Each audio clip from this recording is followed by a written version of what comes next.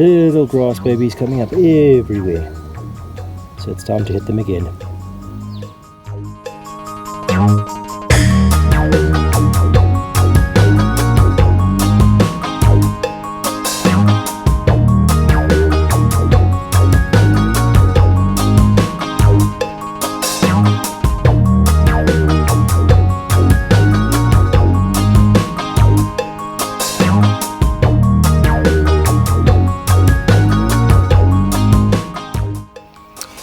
Goeiemorgen mensen. Alright, it's been a week since I gave the lawn the nice scalp, and now I've just taken it down to 6mm just with the double cut using Frankenstein, and I took off I think 3 full bins of clippings. So here's a nice close-up after I did the double cut 6mm mow, and you can tell there's lots of little grass babies, some of them coming off of these runners, the stolon on the surface of the ground, and also a lot of stuff coming up from the rhizome and root structure beneath the surface, and that's actually what I'm attempting to work from.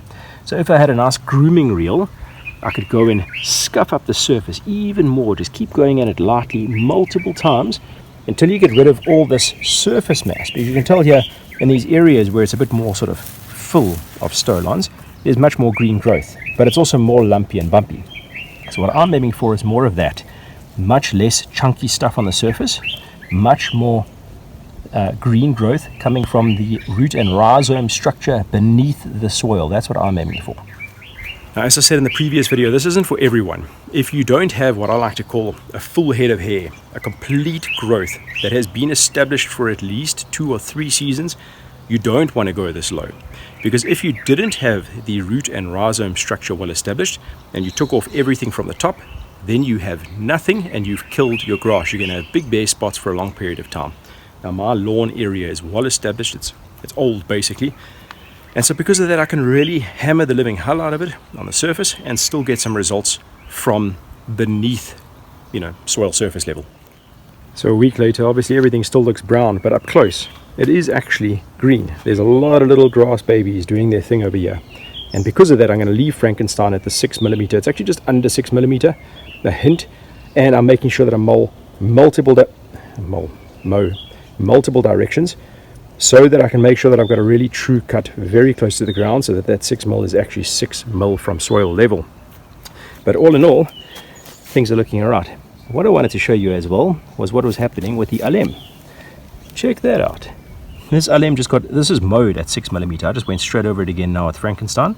There's obviously a lot more surface mass still left behind, but without that you would have nothing. So if I try to scarify all of this, I may have a pretty big problem with alem in particular.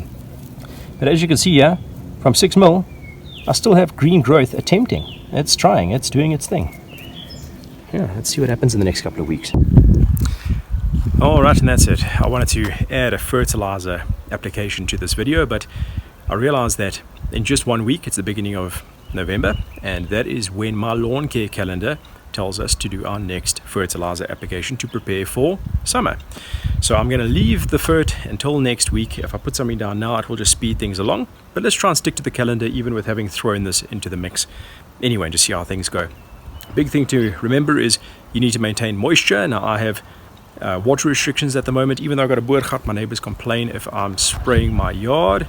You got to go through this process. No, I have a boorgat, I can spray my yard, and they're like, yeah, but so I just don't. So I haven't watered my lawn since the mow after the herbicide application a couple of videos ago. That's about 3 weeks ago now, and only last night we had our first 3 mils since June, as I said earlier on. So it is dry. So tonight I will water my lawn and hopefully not have to face the wrath of the neighbors, and next weekend we'll fertilize.